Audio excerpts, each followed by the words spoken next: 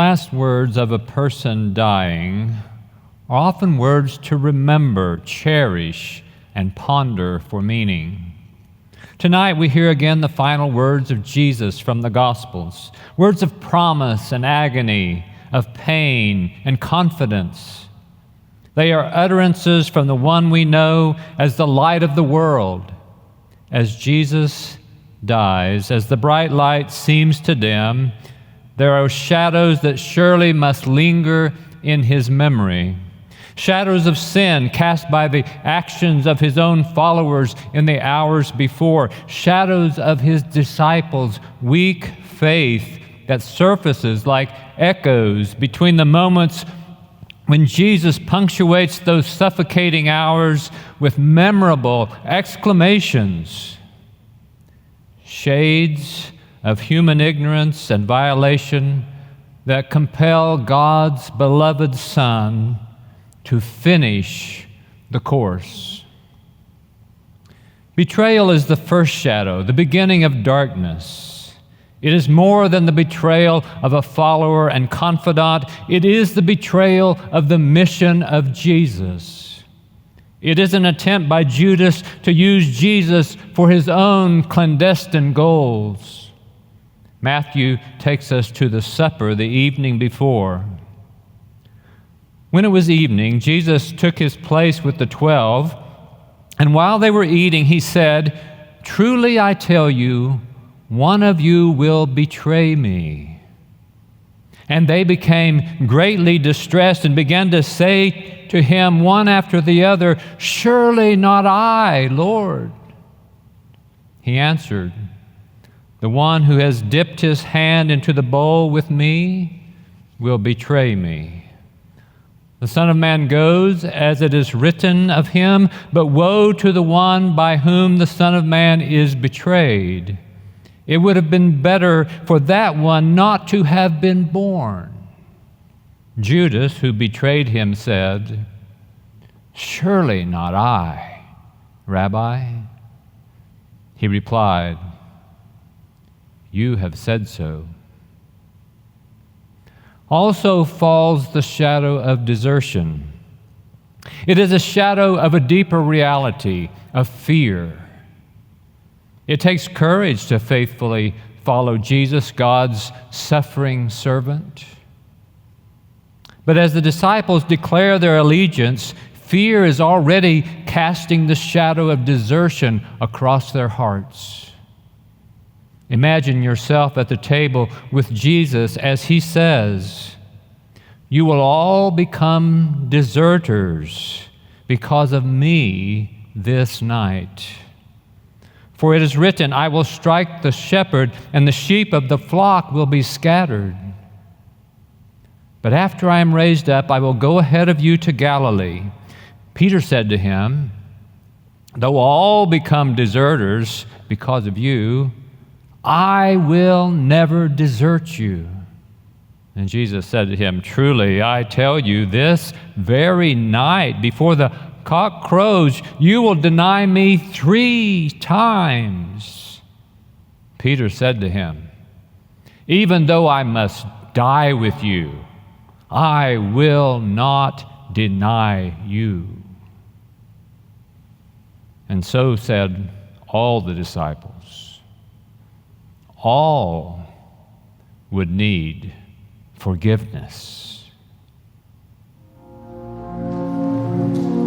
Father,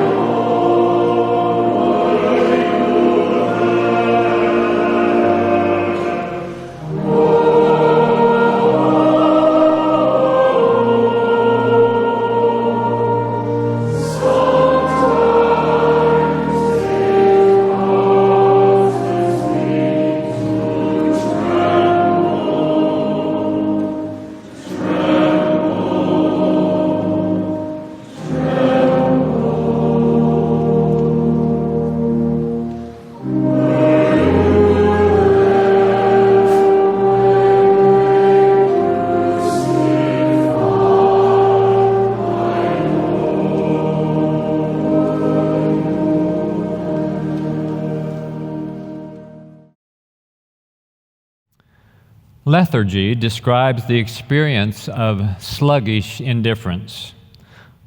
Lethargic is a person aroused from a deep sleep and not yet conscious enough to care about what is going on, clueless in the shadows. There is a time to rest and a time to be alert to what God is doing and to pray. Here is the scene shortly before Jesus is arrested. They went to a place called Gethsemane, and Jesus said to his disciples, "Sit here while I pray." He said to them, "I am deeply grieved, even to death. Remain here and keep awake." And going a little farther, he threw himself on the ground and prayed that if it were possible, the hour might pass from him. He said, "Abba, Father, for you all things are possible. Remove this cup from me. Yet not what I want, but what you want." He came and found them sleeping, and he said to Peter, "Simon, are you asleep? Could you not keep awake 1 hour? Keep awake and pray that you may not come into the time of trial. The spirit is indeed willing, but the flesh is weak."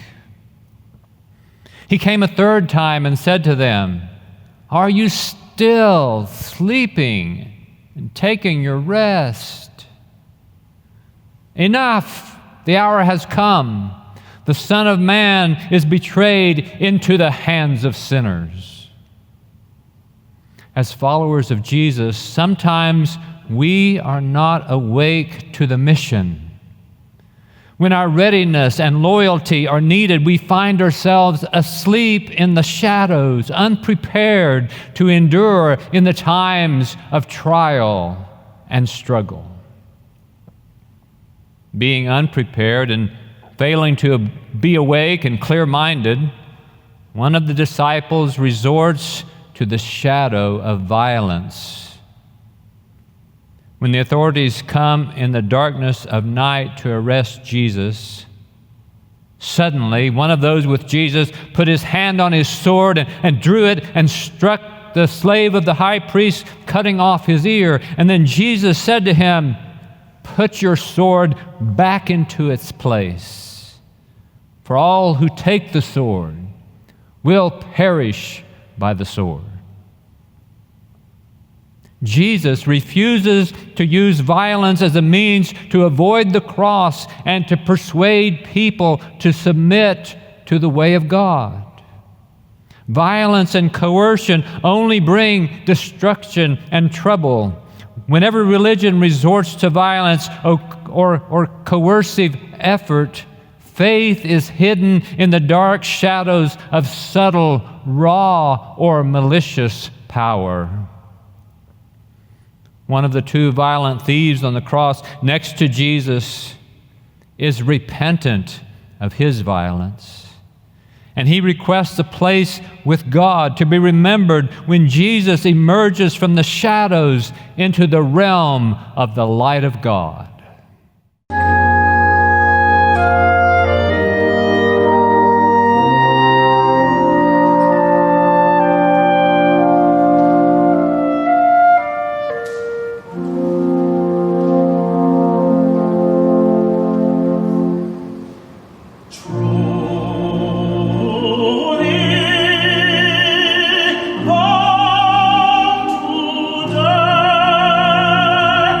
Oh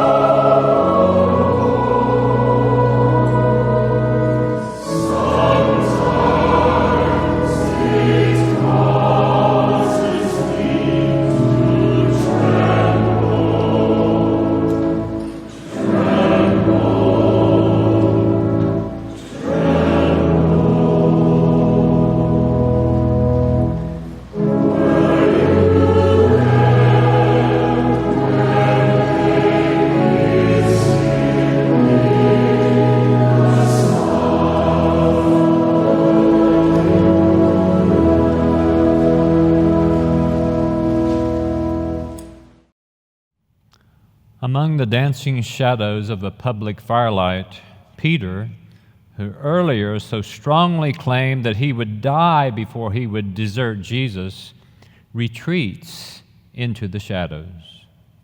By his conversation, he slinks away from courage to a safe distance from association with Jesus. Fear interrupts his discipleship. Peter hides in the shadow of denial.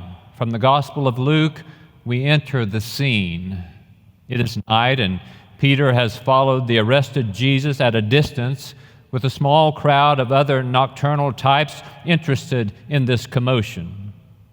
Sitting around a courtyard fire pit, a servant girl stares at Peter and says, "This man also was with Jesus." He denies it, saying, "Woman, I do not know him." Someone else exclaims, "You also are one of them." But Peter says, "Man, I am not." An hour later, another kept insisting, "Surely this man was with him, for he is a Galilean."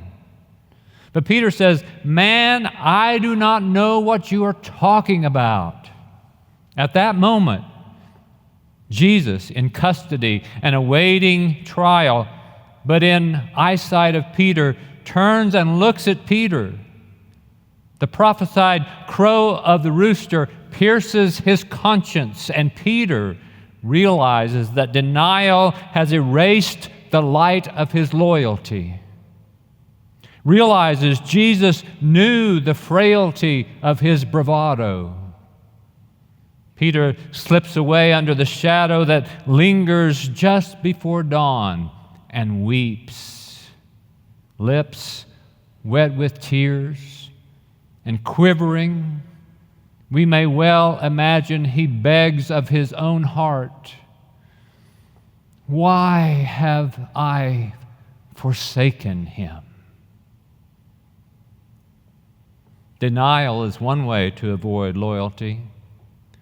Mockery is another shadow cast to avoid loyalty to the truth by deriding what is true. Mockery is an easy way to get a laugh or please a crowd.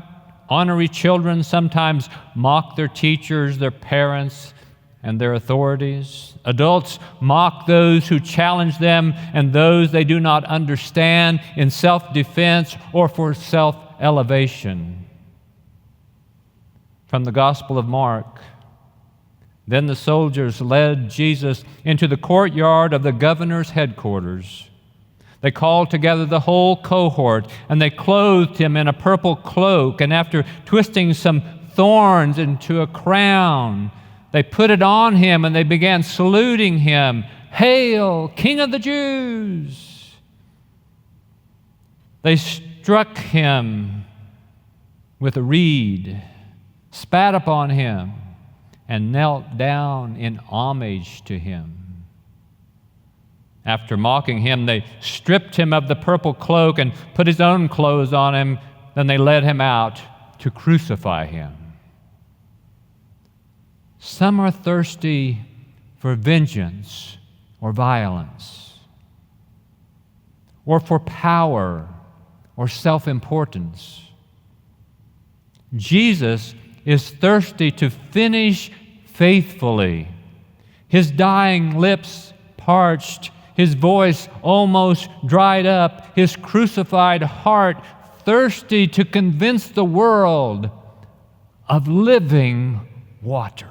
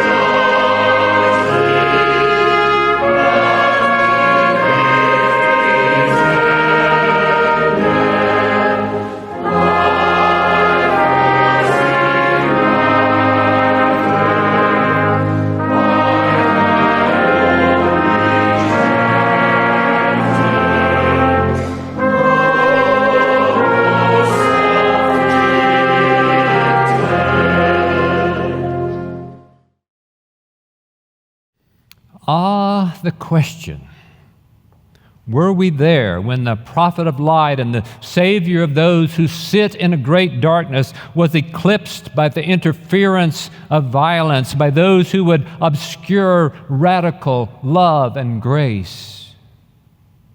Luke tells it this way. It was now about noon, and darkness came over the whole land until 3 p.m, while the sun's light failed, and the curtain of the temple was torn in two.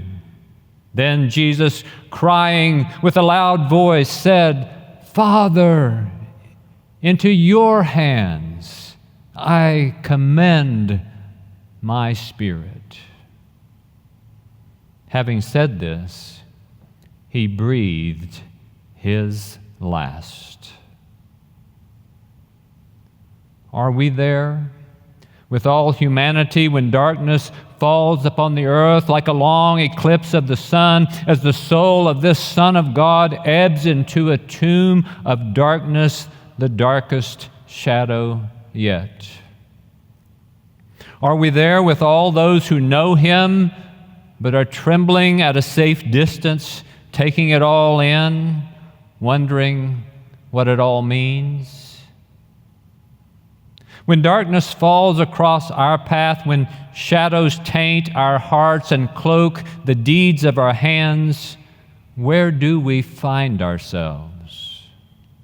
Where shall we go? Whom shall we trust? It is the God who said, "Let light shine out of darkness," who shines in our hearts to give the light of the knowledge of the brightness of God in the face of Jesus Christ. When we come to those moments in which the sun refuses to shine, we simply must say with Jesus, loving God, "Into your keeping I commend my life." We say it believing there's a dawn in every darkness. We sing it trusting that Sunday is coming.